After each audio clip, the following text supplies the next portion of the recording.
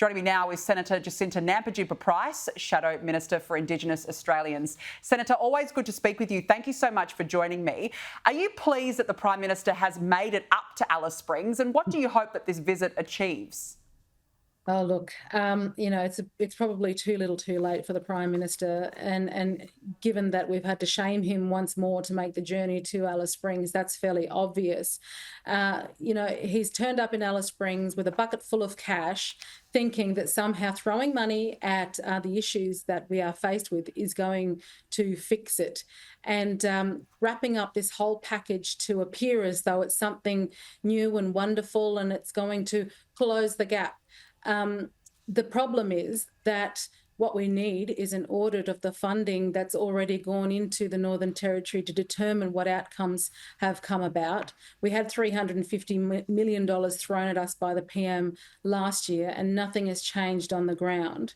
And what he's doing is nothing new. These are existing funding agreements that were due to run out in the middle of the year, and his government has just extended them. So it's all smoke and mirrors and really no real answers or no real way forward to sort out the issues on the ground in Central Australia.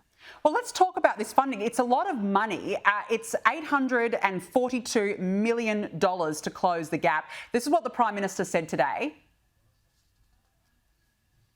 All about building Australia's future and making sure that people in remote communities and First Nations people are not left behind. Senator, as you just said, nothing has changed here. It's not new funding. It comes into effect, it's my understanding, from July 1. It's going to need bipartisan support. Would you support it? Look, what I would support is understanding how better that funding can be applied to produce outcomes.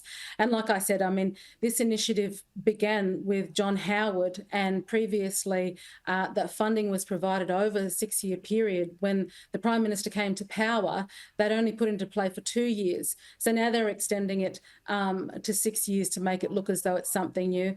And the problem with this is the fact that they dropped the ball, they put all their eggs in one basket when it came to the voice. They've run out of ideas and they think that this is going to shift the dial. This is more of the same as before. And what they haven't done is look at how to establish economic independence and economic empowerment through supporting Aboriginal Territorians participate in the private sector.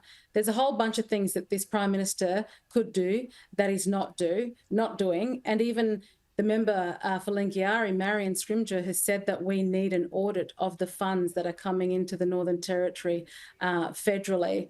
But he's even ignoring her calls for this audit as well. So that's what needs to happen.